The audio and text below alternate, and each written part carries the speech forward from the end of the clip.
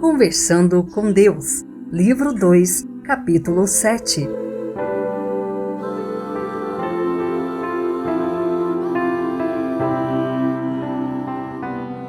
Porque o Senhor criou dois sexos. Esse foi o único modo que pôde imaginar para nós nos recriarmos? Como deveríamos lidar com essa incrível experiência chamada sexualidade?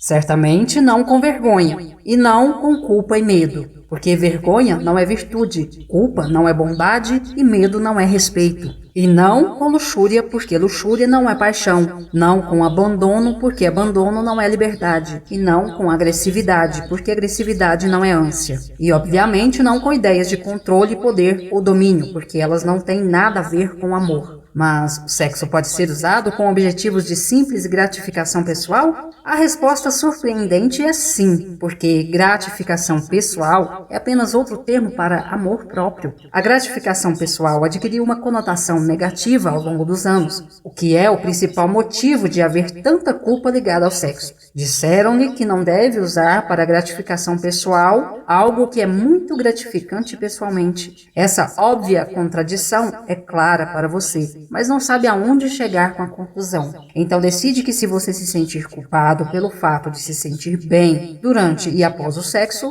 ao menos se reabilitará. Isso não é diferente da cantora famosa que todos vocês conhecem, cujo nome eu não direi aqui, que recebe milhões de dólares para cantar. Quando lhe pediram para comentar o seu incrível sucesso e as riquezas que lhe proporcionou, ela disse: "Eu me sinto quase culpada porque adoro cantar." A implicação é clara: se você adora fazer algo, não deveria também ser recompensado com dinheiro. A maioria das pessoas ganha dinheiro fazendo algo que detesta, ou pelo menos algo que é trabalho duro, não o eterno prazer. Portanto, a mensagem do mundo é: se você se sentir mal em relação a algo, então poderá apreciá-lo. Com frequência, você usa a culpa em sua tentativa de sentir-se mal em relação a algo que o faz sentir-se bem. E assim se reconcilia com Deus, que você acha que não quer que se sinta bem em relação a nada. Você não deve especialmente sentir-se bem com os prazeres do corpo.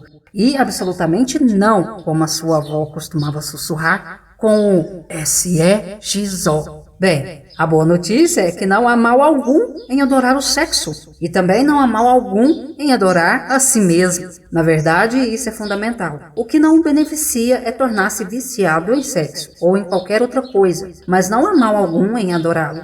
Pratique dizer isto 10 vezes por dia. Eu adoro sexo. Pratique dizer isto 10 vezes. Eu adoro dinheiro. Agora, quer algo realmente difícil?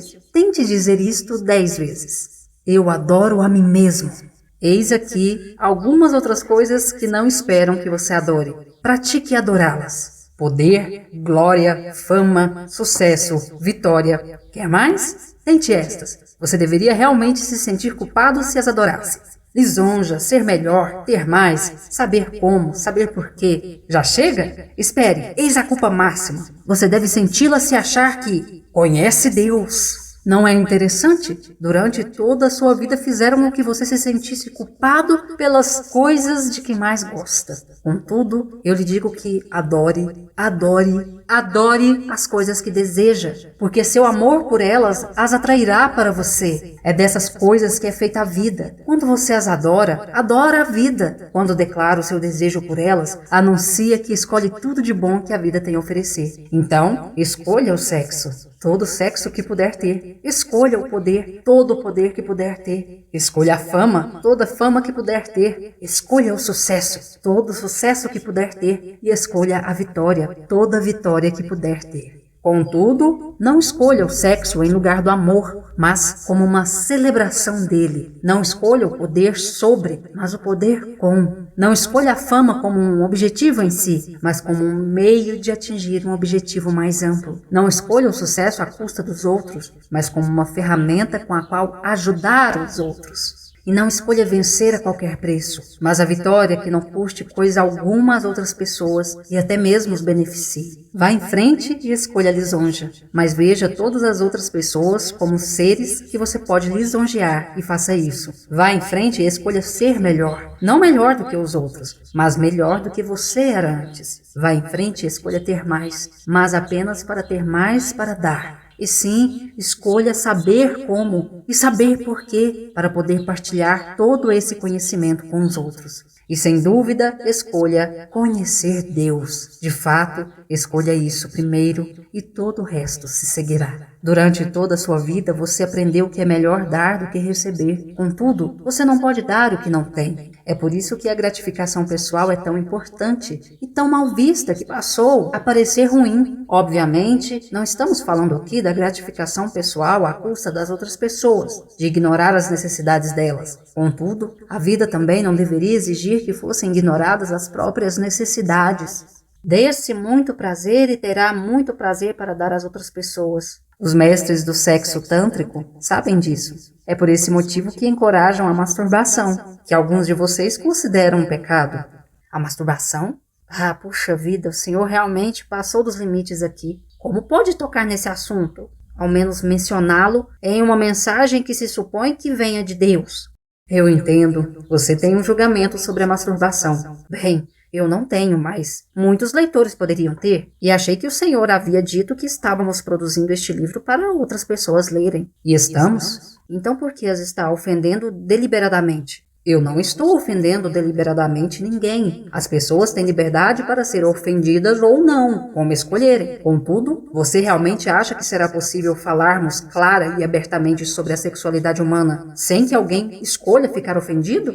Não, mas há limites. Eu não acho que a maioria das pessoas esteja pronta para ouvir Deus falar sobre masturbação. Se for para este livro se limitar ao que a maioria das pessoas está pronta para ouvir Deus falar, será um livro muito pequeno. A maioria das pessoas nunca está pronta para ouvir Deus falando quando Ele está falando. Geralmente elas esperam 2000 anos. Está bem, continue. Todos nós superamos o nosso choque inicial.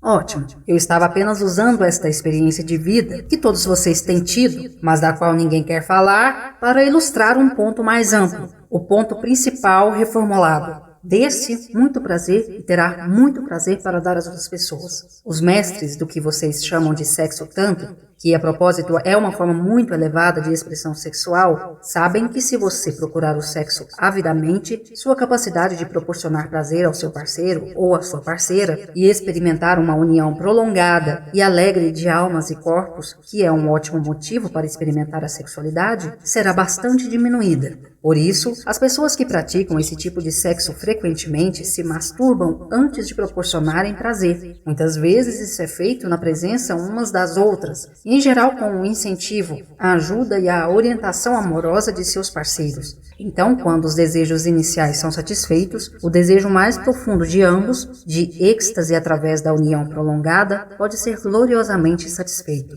A masturbação mútua é parte da alegria e do afeto da sexualidade plenamente expressada. É uma de várias partes. A experiência que vocês chamam de coito ou ato sexual poderia vir no final de um encontro amoroso de 2 horas, ou não vir. Para muitos de vocês, é o único objetivo de um exercício de 20 minutos, isto é, 20 minutos se tiverem sorte. Eu não tinha ideia de que isto iria se transformar em um manual do sexo. Não se transformou, mas não seria tão ruim caso se transformasse. A maioria das pessoas tem muito a aprender sobre a sexualidade e sua mais maravilhosa e saudável expressão. Contudo, eu ainda estava tentando ilustrar o ponto mais amplo. Quanto mais prazer você dá a si mesmo, mais pode dar a outra pessoa. De igual modo, se você se dar o prazer do poder, tem mais poder para partilhar. O mesmo é verdadeiro para a fama, a riqueza, a glória, o sucesso ou qualquer outra coisa que o faça sentir-se bem. E, a propósito, acho que é hora de examinarmos por que uma determinada coisa realmente o faz sentir-se bem. Está bem, eu desisto. Por quê?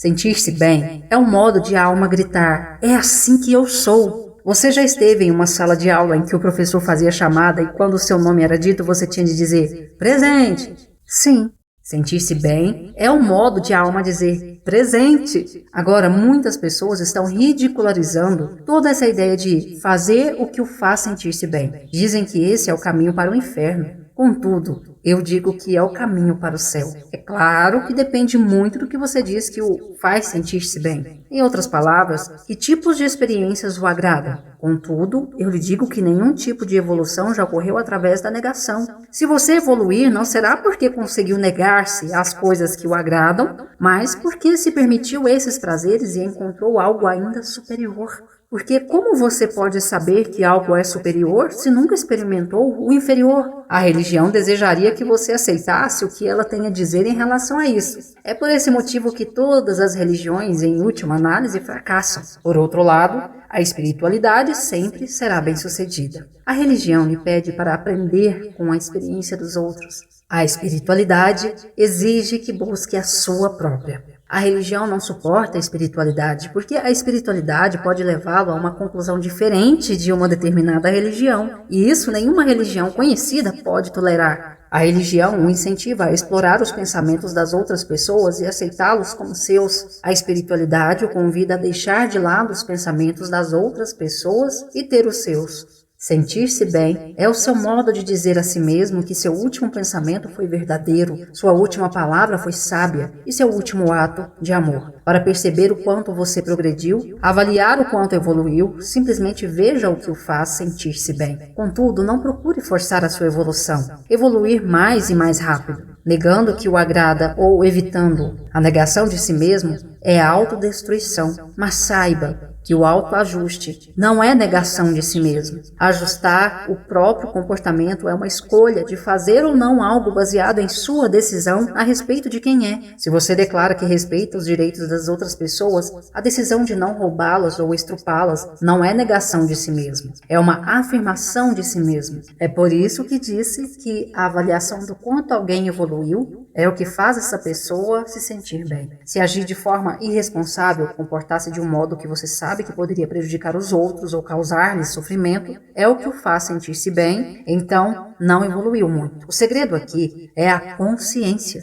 E é tarefa dos mais velhos em suas famílias e comunidades criar e expandir essa consciência entre os jovens. De igual modo, é tarefa dos mensageiros de Deus aumentar a consciência em todas as pessoas, para que elas possam entender que aquilo que é feito para ou por alguém é feito para ou por vocês todos, porque todos vocês são um. Quando você parte de todos nós somos um, é praticamente impossível achar que prejudicar os outros o faz sentir-se bem. O assim chamado comportamento irresponsável desaparece. É dentro desses parâmetros que os seres em evolução procuram experimentar a vida, que eu lhe digo para permitir-se ter tudo o que a vida tem a oferecer. E você descobrirá que ela tem mais a oferecer do que você já imaginou. Você é aquilo que experimenta. Experimenta aquilo que expressa. Expressa aquilo que tem a expressar. Tem o que se permite ter.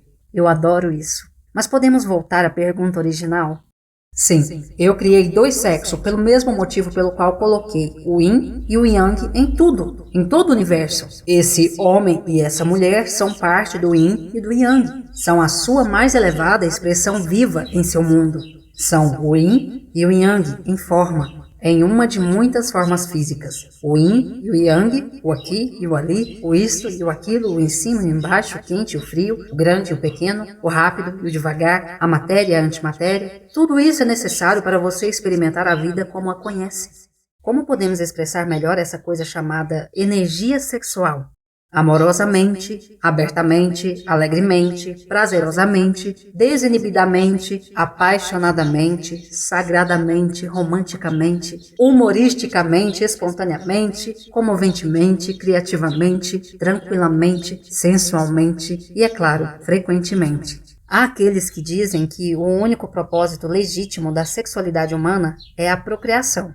Isso é besteira. A procriação é um efeito secundário positivo, não a intenção lógica da maioria das experiências sexuais humanas. A ideia de que o sexo existe apenas para fazer bebês é ingênua, e a ideia resultante de que, por esse motivo, deveria deixar de ser praticado quando o último filho é concebido é pior ainda. Viola a natureza humana, que é a natureza que eu lhes dei. A expressão sexual é o resultado inevitável de um processo de atração interno e um fluxo rítmico de energia que alimenta toda a vida.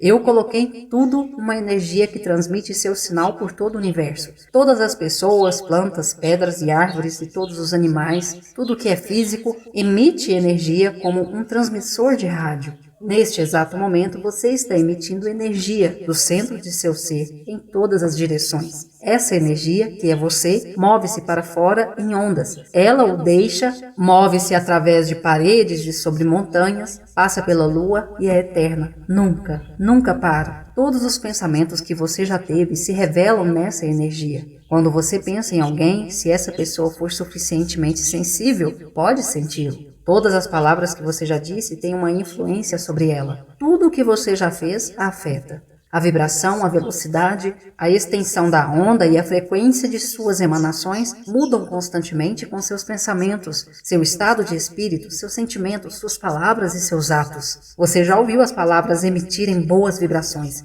e elas são verdadeiras, muito exatas. Naturalmente, todas as outras pessoas fazem a mesma coisa, e por isso, o éter, o ar entre vocês, é cheio de energia. Uma matriz de vibrações pessoais entrelaçadas que formam uma tapeçaria mais complexa do que você pode imaginar. Esse entrelaçamento é o campo de energia combinada dentro do qual você vive. É poderoso e afeta tudo, inclusive você. Você emite vibrações recém-criadas sendo afetado, como é, pelas vibrações que chegam, que por sua vez juntam-se à matriz e a mudam.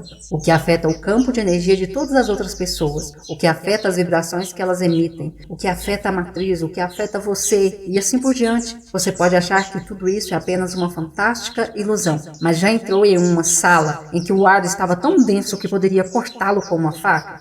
Ou já ouviu falar de dois cientistas que trabalhavam no mesmo problema ao mesmo tempo, em lados opostos do globo, sem o conhecimento um do outro, e de repente encontraram a mesma solução simultaneamente e independentemente? Essas são ocorrências comuns e algumas das manifestações mais óbvias da matriz. A matriz, o campo de energia combinada em um dado parâmetro, é uma vibração poderosa, pode afetar diretamente e criar objetos físicos e eventos. Onde dois ou mais estiverem reunidos em meu nome, sua psicologia popular chamou essa matriz de energia de consciência coletiva. Ela pode afetar e afeta tudo em seu planeta, as perspectivas de guerra e as chances de paz, a revolução geofísica ou a tranquilidade do planeta, as epidemias ou a boa saúde geral. Tudo isso é o resultado da consciência. Também são os eventos mais específicos e as condições em sua vida pessoal.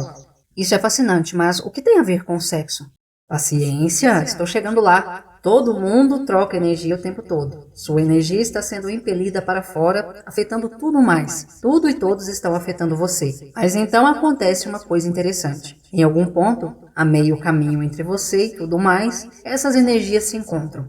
Para fazer uma descrição mais vívida, vamos imaginar duas pessoas em uma sala. Elas estão em lados opostos. Vamos chamá-las de Tom e Mary. A energia pessoal de Tom está transmitindo sinais sobre ele em um giro de 360 graus no universo. Um pouco dessa onda de energia atinge Mary. Enquanto isso, Mary está emitindo a sua própria energia, um pouco da qual atinge Tom. Mas essas energias se encontram de um modo que você pode não ter imaginado. Encontram-se a meio caminho entre Tom e Mary. Ali as energias se unem. Lembre-se de que essas energias são fenômenos físicos. Podem ser medidas, sentidas, e se combinam para formar uma nova unidade de energia que chamaremos de Tom-Mary. É a energia de Tom e Mary combinada. Tom e Mary poderiam muito bem chamá-la de o corpo entre nós, porque é justamente isso, um corpo de energia ao qual ambos estão ligados, que alimentam continuamente com as energias que fluem para ele e que envia energias de volta para seus dois fornecedores ao longo do fio, da corda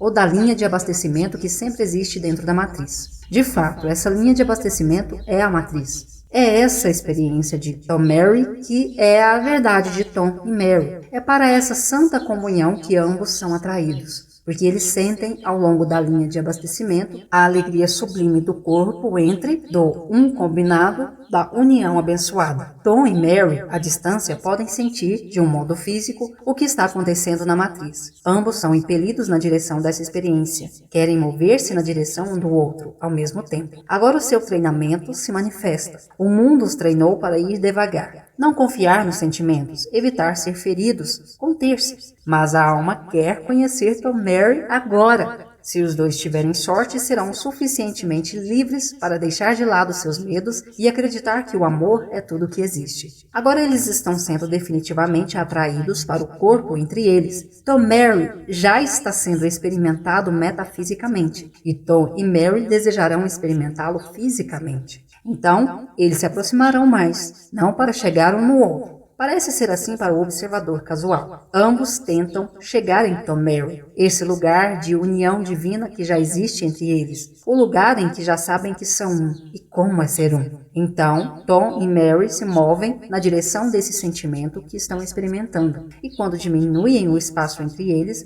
encurtam a corda, a energia que ambos enviam para Tom Mary percorre uma distância menor e por isso é mais intensa. Eles se aproximam ainda mais. Quanto mais curta a distância, maior a intensidade. Eles se aproximam ainda mais. Novamente, a intensidade aumenta. Agora eles estão apenas alguns centímetros separados. O corpo entre eles brilha com calor intenso, vibra com enorme velocidade. A conexão para e de Tom Mary é maior, mais ampla e brilhante, ardendo com a transmissão de incrível energia. Disse que os dois estão ardendo de desejo. E estão.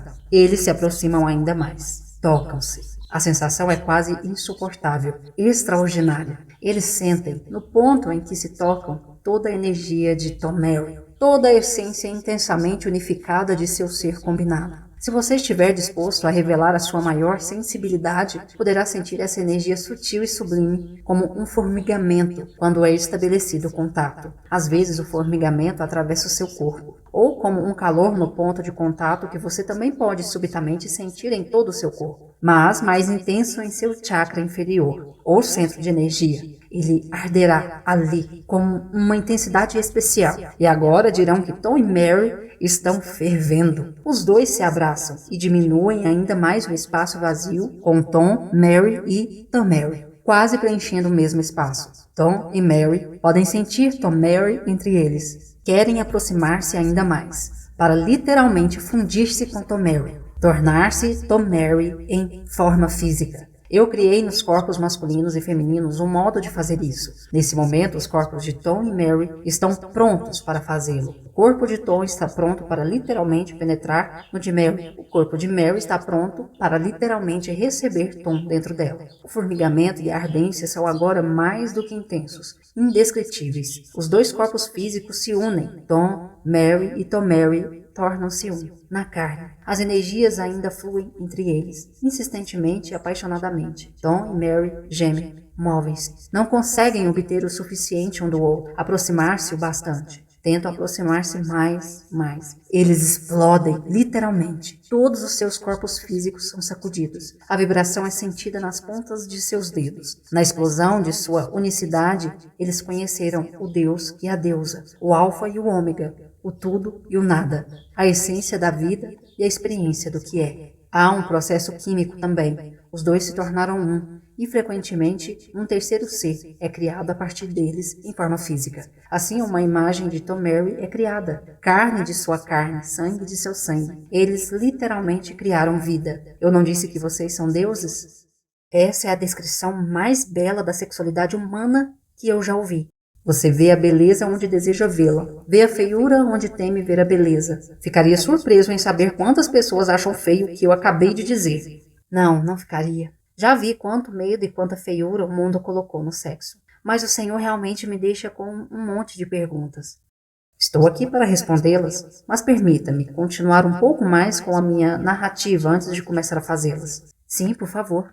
Essa dança que eu acabei de descrever, essa interação de energia que expliquei, ocorre o tempo todo, em e com tudo. Sua energia, irradiada por você como uma luz dourada, está constantemente interagindo com tudo e todos. Quanto mais perto está, mais forte a energia. Quanto mais longe, mais fraca. Contudo, você nunca está totalmente desligado de coisa alguma. Há um ponto entre você e todas as outras pessoas ou coisas e todos os outros lugares que existem. É aí que as duas energias se encontram, formando uma terceira unidade de energia. muito menos densa, mas não menos real. Todas as pessoas e coisas no planeta e no universo emitem energia em todas as direções. Essa energia se mistura a todas as outras energias, entrecruzando-se em padrões de complexidade além da capacidade de seus mais potentes computadores analisarem. As energias que se entrecruzam e se entrelaçam, correndo entre tudo que você pode chamar de físico, é o que mantém junto aquilo que é físico. É a matriz da qual falei. É ao longo dela que vocês enviam sinais uns para os outros, mensagens, interpretações, curas e outros efeitos físicos, às vezes criados por indivíduos, mas quase sempre pela consciência coletiva.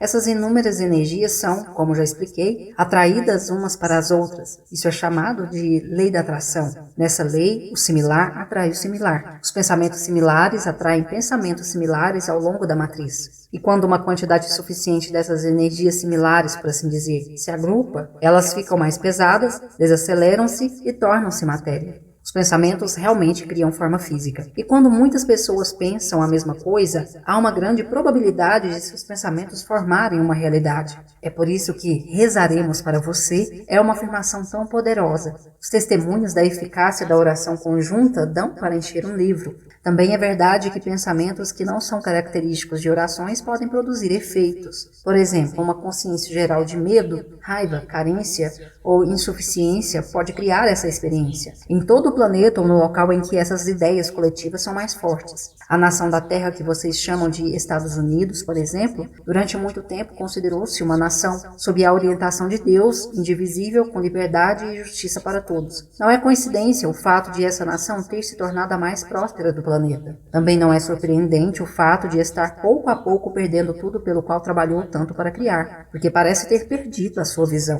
Os termos sob a orientação de Deus, indivisível, significaram apenas isso. Expressaram a verdade universal da união, unicidade, uma matriz muito difícil de destruir, mas a matriz tem sido enfraquecida. A liberdade religiosa tornou-se virtude religiosa que beira a intolerância religiosa.